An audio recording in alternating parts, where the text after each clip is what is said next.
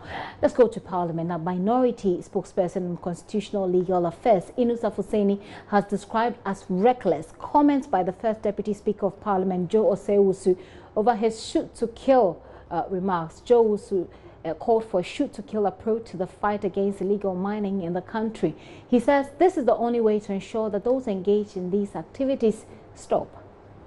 He was actually contributing to a statement on the floor of Parliament by Minority MP Ras Mubarak, who condemned the recent burning of trucks in his constituency by the military. Here's how it all went down. Some very extreme suggestions. I know people are not happy with that, but regrettably, I don't have the authority. If I had, I would have made the law that if you find people on the water bodies, shoot them.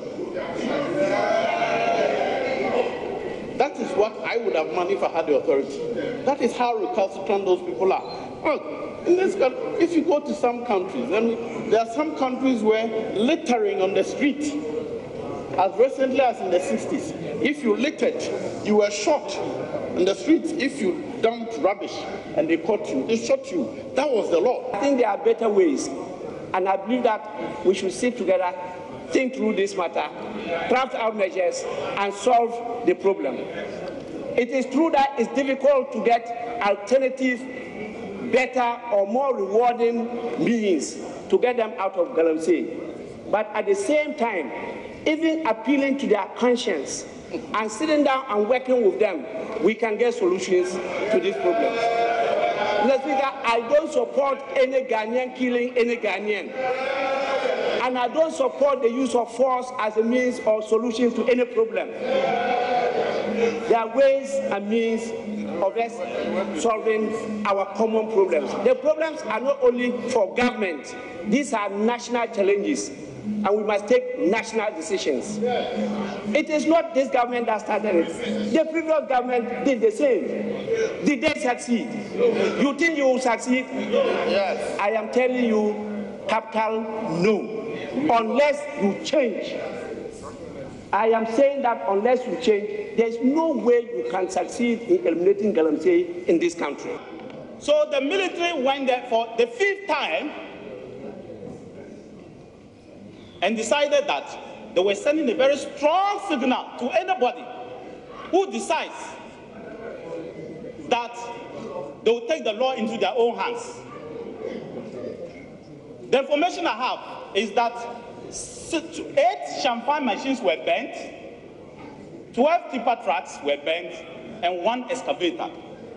Champagne machines are not used for sign winning. They are used for the illegal mining. And champagne machines are placed on the river body to destroy the water body and be able to get some gold or diamond or whatever they're looking for from there. Order. The First Deputy Speaker asks a very important question. Who are we loyal to? We are loyal to the laws of Ghana, nothing more. This is not a lawless country. This is not a banana republic. Our loyalty is to the laws of Ghana. And we will not accept the relegation and subjugation of the laws of Ghana to might is right. Might cannot be right. So to the First Deputy Speaker, our loyalty is to the laws of Ghana. That this is a country governed by law. Minister for Defense, be informed that you are not above the laws of Ghana. The armed forces, not above the laws of Ghana. The military, not above the laws of Ghana.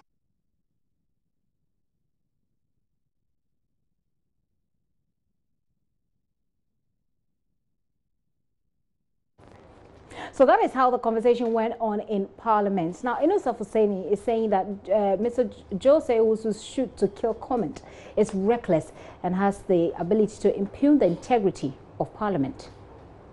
I think that the statement was very reckless, to say the least, to be made on the floor of the House. The Deputy Speaker, First Deputy Speaker, is entitled to his own views.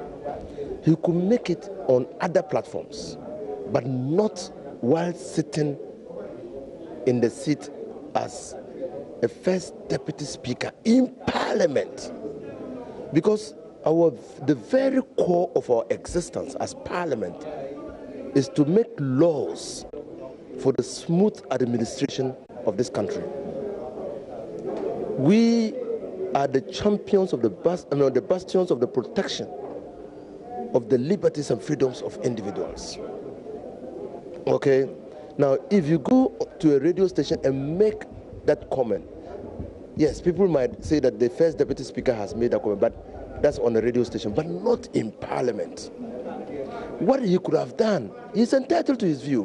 What he could have done neatly was for him to call upon the minister to bring back the legislation on the mines and minerals. The Minerals Act, for an amendment to make the punishment, sanctions stiffer and deterrent, and could advocate for a death sentence. But Honorable, someone was saying that he was very blunt. I mean, he sent the right signal to the people because we've been trying to engage them that, listen, you are destroying the land, so desist from such an act. But still, the people are still ongoing with such activities, which clearly doesn't really augur well for the environment. So he sent the right signal to them.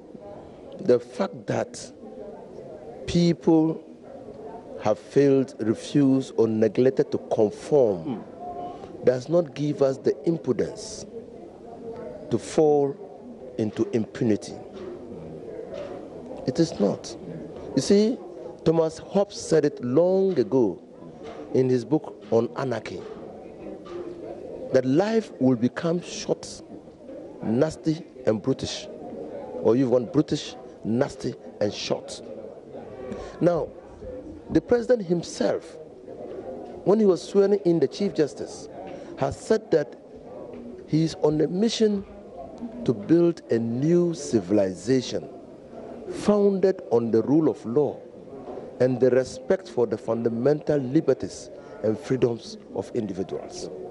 It means simply that when people offend the law, when they breach the law, they have to be prosecuted, and the commensurate sanctions imposed on them.